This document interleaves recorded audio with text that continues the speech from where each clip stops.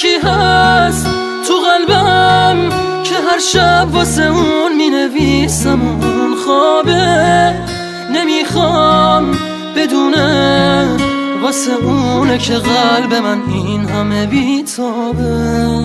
یه کاغذ یه خودکار دوباره شده همدم این دل دیوونه، یه نامه که خیسه پر از عشقه با کسی بازم اونو نمیخونه.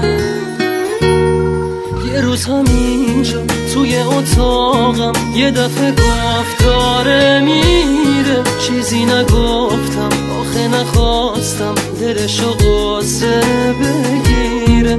گریه میکردم درو که میبست، میدونستم که میمیرم. اون عزیزم بود نمیتونستم جلوی راشو بگیرم. میترسم یه روزی برسه که اونو نبینم، بمیرم تنها.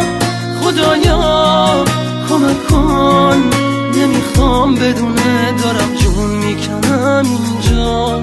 سکوت اتاقا داره میشکنه تیک تاک ساعت رو دیوار.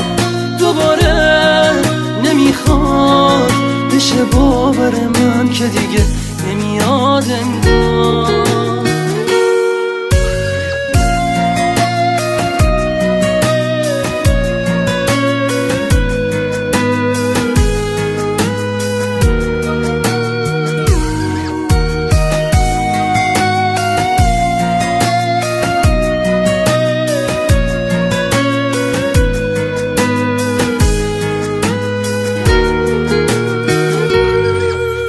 همینجا توی اتاقم یه دفعه گفت داره میره، چیزی نگفتم آخه نخواستم دلشو قصه بگیره.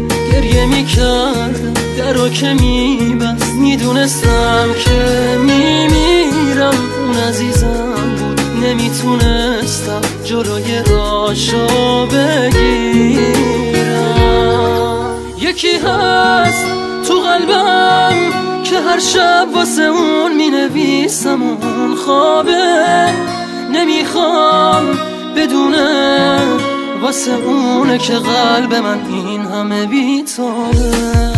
یه کاغذ یه خودکار دوباره شده همدم این دل دیوونه، یه نامه که خیسه پر از عشقه با کسی بازم اونو نمیخونه.